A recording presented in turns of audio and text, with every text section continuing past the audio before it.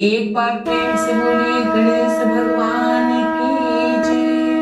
प्रिय भक्तों, भादो महीने की कृष्ण पक्ष की चतुर्थी का महत्व पौराणिक मान्यताओं में सबसे खास माना गया है।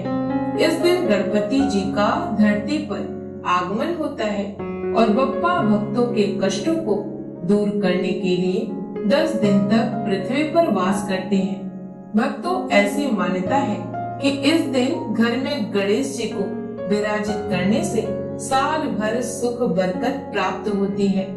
धार्मिक मान्यताओं के अनुसार भादवा चौथ व्रत रखने से भक्तों की सारी मनोकामनाएं पूर्ण हो जाती हैं, साथ ही सुख समृद्धि की भी प्राप्ति होती है।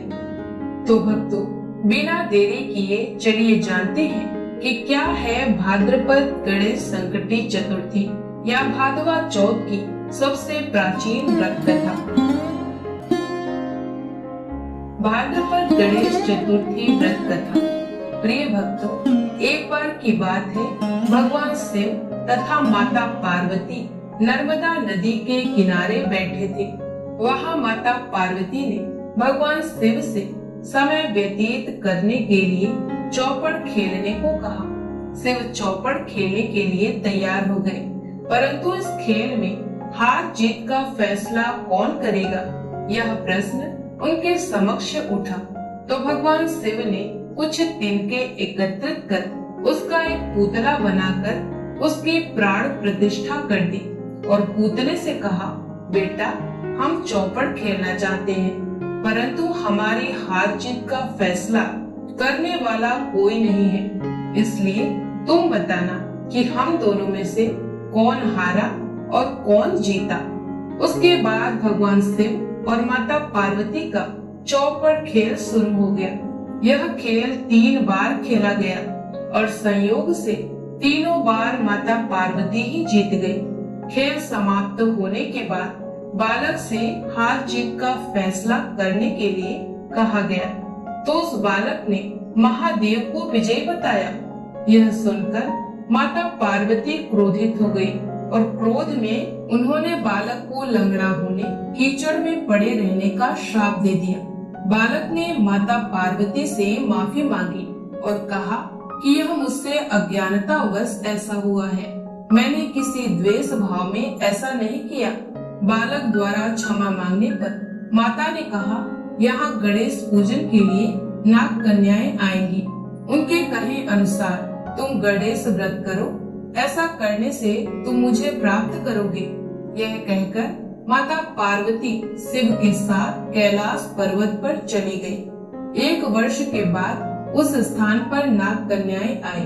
तब नाग कन्याओं से श्री गणेश के व्रत की विधि मालूम करने पर उस बालक ने 21 दिन लगातार गणेश जी का व्रत किया। उसकी श्रद्धा से गणेश जी प्रसन्न हुए। उन्होंने बालक को मनोवांछित फल मांगने के लिए कहा। उस पर उस बालक ने कहा, हे विनायक, मुझ में इतनी शक्ति दीजिए कि मैं अपने पैरों से चलकर अपने माता पिता के साथ कैलाश पर्वत पर पहुंच सकूं और वे यह देख प्रसन्न हूं। तब बालक को वरदान देकर श्री गणेश अंतर्ध्यान हो गए। इसके बाद वह बालक कैलाश पर्वत पर पहुंच गया और कैलाश पर्वत पर पहुंचने की अपनी कथा उसने भगवान शिव को सुनाई। चौपड़ वाले दिन से माता पार्वती शिव जी से विमुख हो गई थी, अतः देवी के रुष्ट होने पर भगवान शिव ने भी बालक के बताए अनुसार 21 दिनों तक श्री गणेश का व्रत किया। इस व्रत के प्रभाव से माता पार्वती के मन से भगवान शिव के लिए जो नाराजगी थी वह समाप्त हो गई।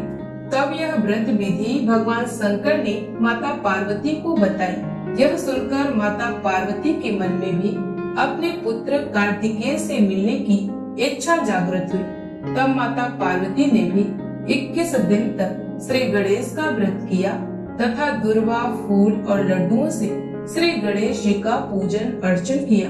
व्रत के 21वें दिन कार्तिकेय स्वयं माता पार्वती जी से आ मिले।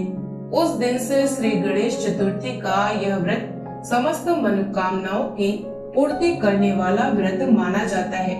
इस व्रत को करने से मनुष्य के सारे कष्ट दूर होकर मनुष्य को समस्त सुख सुविधाएं प्राप्त होती हैं। तो दोस्तों, उम्मीद करती हूँ कि आपको आज की यह कथा जरूर पसंद आई होगी।